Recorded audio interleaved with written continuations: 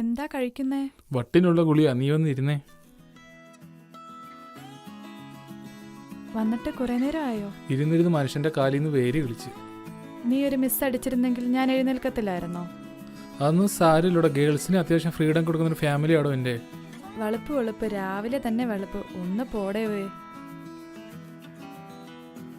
ഇങ്ങനെ ഇരുന്നാൽ മതിയോ? വാ എഴുന്നേക്ക്, എനിക്ക് കുറച്ച് കാര്യം പറയാനുണ്ട്. ഡീ, നമ്മുടെ കാര്യം എങ്ങനെയാ? ഞാൻ വീട്ടിൽ വന്ന് സംസാരിക്കട്ടെ? അടിപൊളി. ക്രിസ്ത്യാനികളെ തന്നെ അങ്ങോട്ടും ഇങ്ങോട്ടും കെട്ടാൻ പറ്റുന്നില്ല, പിന്നെ ഹിന്ദുവായ നീ. അപ്പോൾ വീട്ടിൽ വന്ന് സംസാരിക്കേണ്ട എന്നാണോ?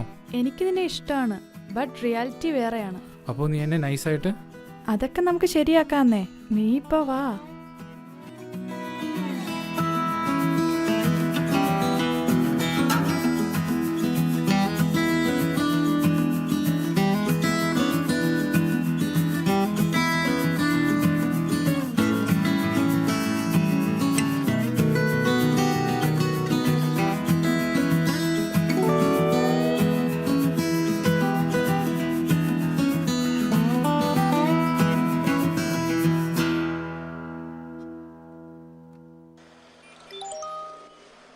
മോനെ എവിടെ?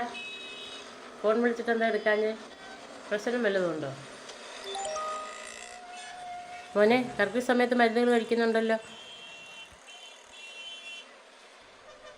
വാ കേറ്.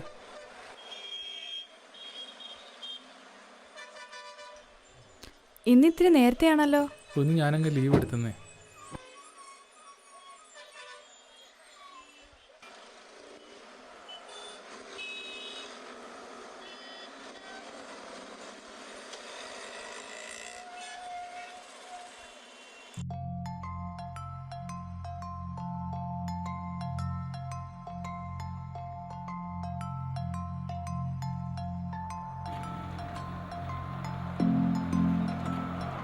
പതിവില്ലാതെ എന്താ ഈ വഴി?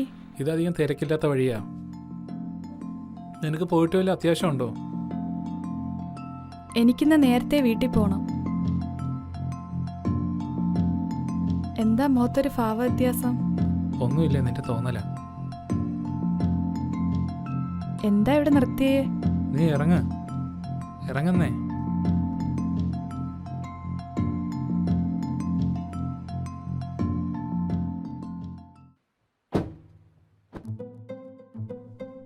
രണ്ട് വർഷമായി.